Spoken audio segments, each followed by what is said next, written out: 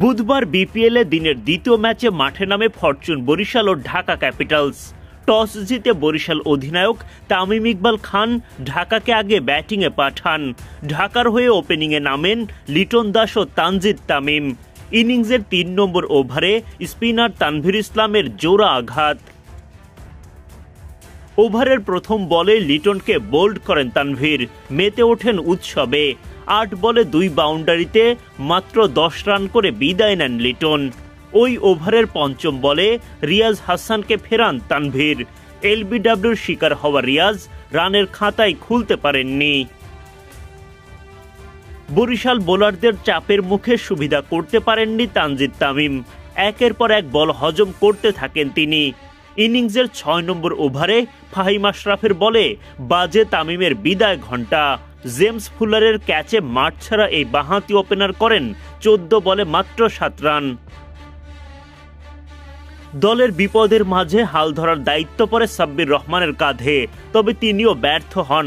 মোহাম্মদ নবী শুরুতে এলবিডব্লিউর শিকার করে সাব্বিরের উইকেট তোলেন, তবে বুদ্ধিদীপ্ত রিভিউয়ে নিজের উইকেট বাঁচান সাব্বির। যদিও পরের বলেই বড় শট খেলতে গিয়ে সীমানা পার করতে পারেননি। চমৎকার একটা ক্যাচ লুফে নেন তাওহিদ হৃদয়। মারকুটে সাব্বিরের উইকেট তুলে বরিশাল শিবিরের স্বস্তি। ৯ বলে ৭ রান করে ফেরেন তিনি।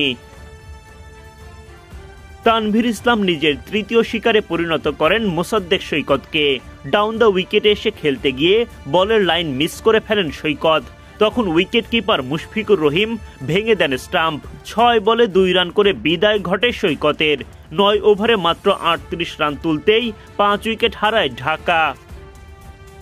এরপরও তেমন প্রতিরোধ গড়তে পারেননি ঢাকার ব্যাটাররা। ক্ষণে ক্ষণে উইকেট হারায় দলটি। অধিনায়ক থিসারা পেরেরা লড়াই চালিয়ে গেলেও বরিশালের দাপুটে বোলিংয়ে গড়তে পারেন একেবারে স্বল্প পুঁজি। ঢাকার হয়ে ওপেনিংয়ে নামেন লিটন দাস ও তানজিদ তামিম।